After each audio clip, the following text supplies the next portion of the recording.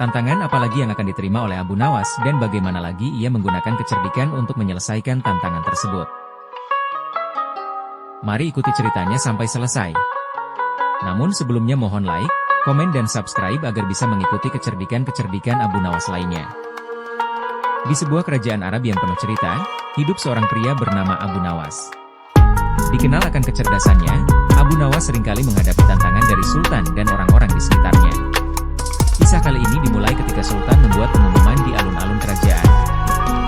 Sultan sedang duduk di hadapan rakyatnya yang berkumpul di alun-alun istana. Ia tampak serius namun matanya memancarkan tantangan bagi siapa saja yang berani menghadapinya. Dengan suara lantang Sultan berkata kepada rakyatnya, "Aku akan memberi hadiah 100 keping emas bagi siapa saja yang bisa membuatku tertawa sekaligus merasa takjub." Abu Nawas yang mendengar hal ini merasa tertantang. Ia berpikir keras sepanjang malam, mencari ide untuk membuat Sultan terkesan.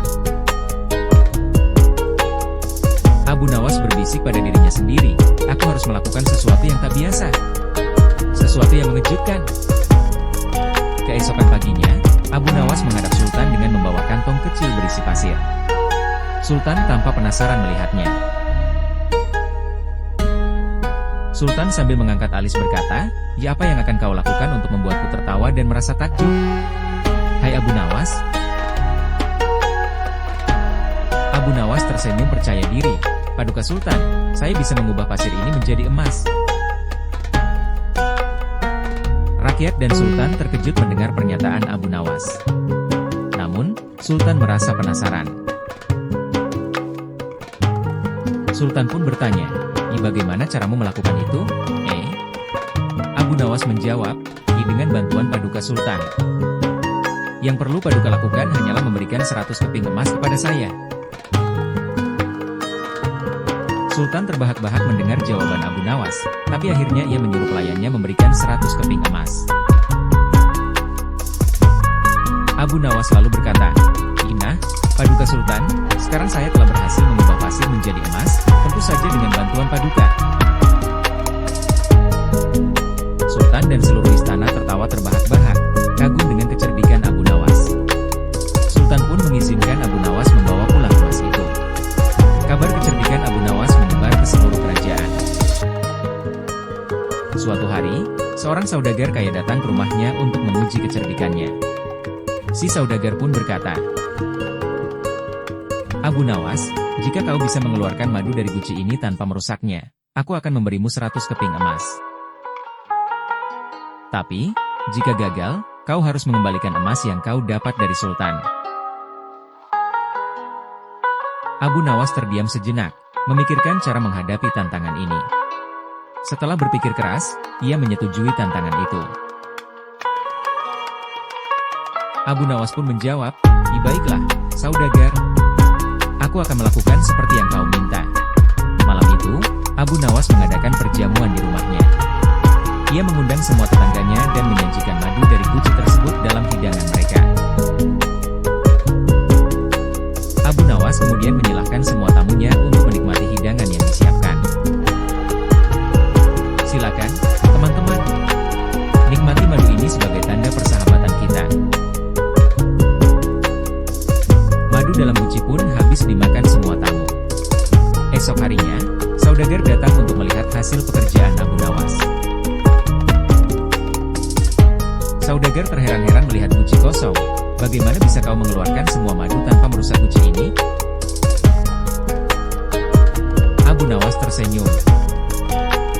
"Aku mengadakan jamuan dan memberikan madumu kepada para tetangga.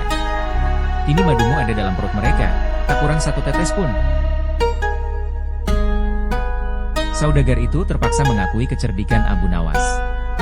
Ia dengan berat hati menyerahkan 100 keping emas. Sultan yang mendengar kejadian ini semakin kagum dan memutuskan memberikan tantangan lain pada Abu Nawas. Sultan pun berkata kepada Abu Nawas, "Hai Abu Nawas, aku ingin kau membawa segerombolan angsa liar dari danau ke istana.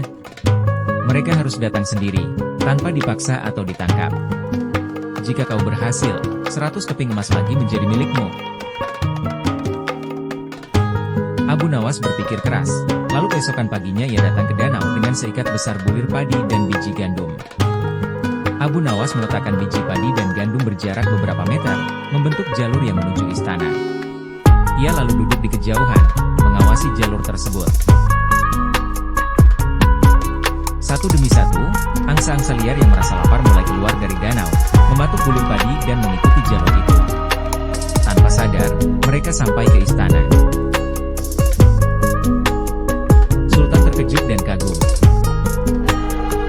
Abu Nawas, kau sungguh cerdik. Kau bisa membawa kawanan angsa itu ke istanaku tanpa paksaan.